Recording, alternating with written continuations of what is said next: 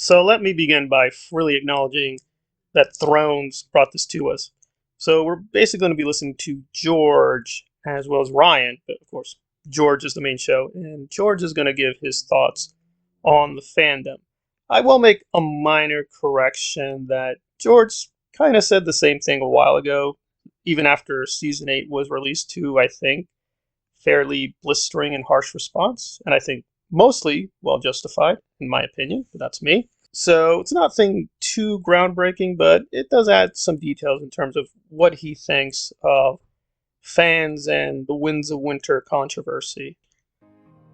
Who cares about the fans the most? I think I do at this moment. Do you? I think that has to be me, because I feel like the George already has his fans, and the fans of the book are numerous and strong. It's it's our job, Miguel and my job, to create a fitting successor show that keeps them happy. That is a lot of pressure, actually. Yeah, I talked earlier about the relationship in comic fandom and science fiction fandom, and I love the fans, although I do think Twitter and the internet and social media has brought out a viciousness that I never saw in the old days. Oh, yeah. And the love and hate are very close. And particularly with hot passion, something like comic books or any established franchises. And I think you probably actually can speak to this the controversy about James Bond that is going on for you, and also before that, the Dark Tower. I suspect Stephen King fans were vocal about that, and I get, Winds of Winter, the 6th book, is late, and I can get 100 good comments, but there's still going to be a few fans out there who are going to remind me of it, on my blog or whatever, and I say, Happy Thanksgiving, and they say, never mind, Happy Thanksgiving, where's the book?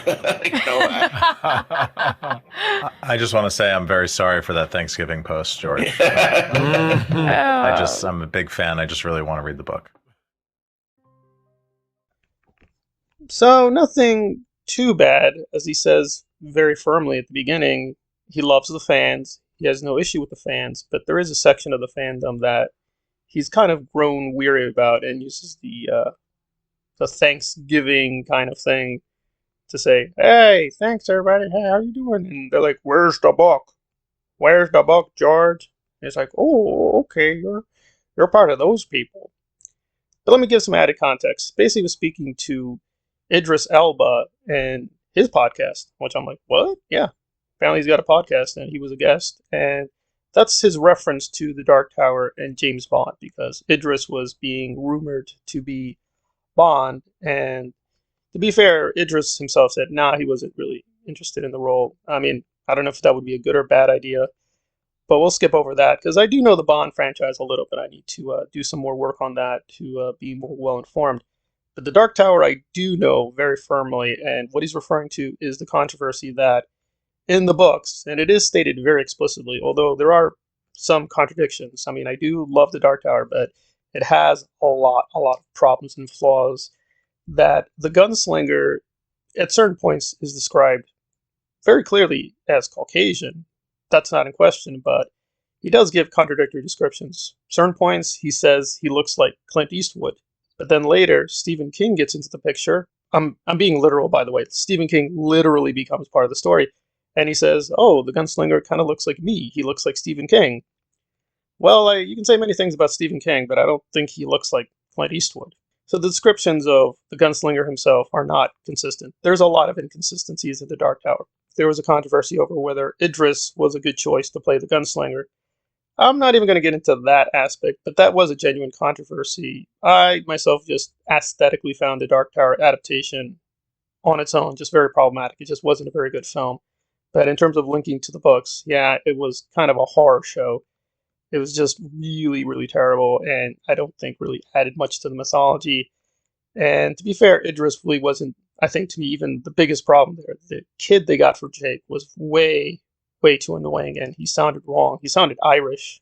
He's supposed to be a native of America, and he didn't sound right. So there was a ton of problems with that adaptation. But that's what he's referring to, that there was a negative fan reaction, which I shared, by the way, with him being chosen for the Gunslinger. But the Dark Tower had a ton of problems, and Idris was maybe one problem, but there were a lot of problems with that.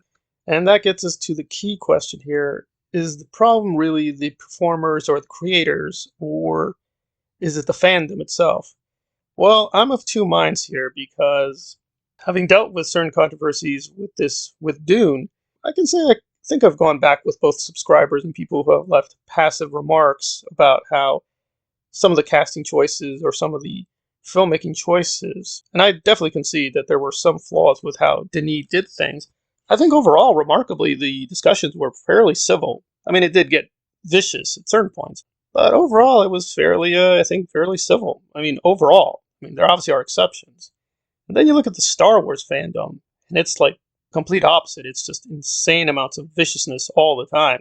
And I'd like to say it's even-handed. Well, maybe the pro-sequel people and maybe the anti-sequel. I don't think so. I've done that pretty thoroughly, and I say overwhelmingly it's the anti-sequel side that is incredibly vicious and insanely vicious, whereas the pro-sequel side is that's very the exception to the rule. So there's definitely been a growth of viciousness, but it seems to be contextual to the fandom. I think with Game of Thrones, it's kind of mixed because really George has not gotten the worst of the backlash.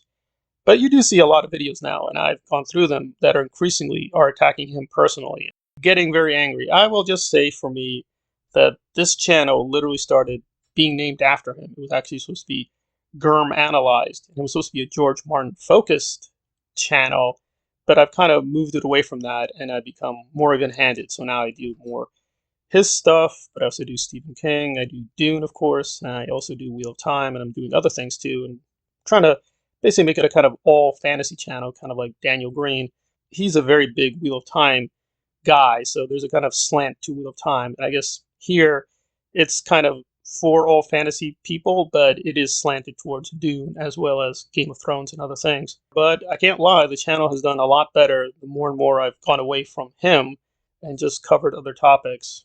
I can only say, I guess, at least a part of the fandom is burned out and just doesn't care anymore. Whether they've turned that burned out to hatred, that's an open question.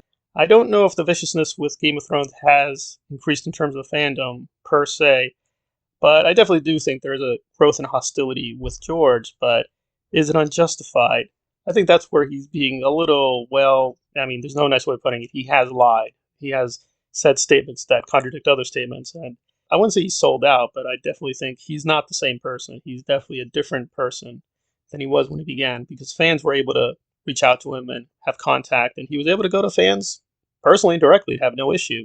Things have changed, but him saying necessarily it's all the fans' fault, I think there's blame on both sides. But obviously, from his perspective, he's done the best he could, and it's the fans that are being perhaps a little too demanding, at least in certain sections. But is 15 years and still no book? People are getting tired. Is that unreasonable? I don't know. But again, this is more of an analytic piece, so you'll have to decide for yourself whether George is revising history or has a fairly impartial opinion of the Game of Thrones fandom.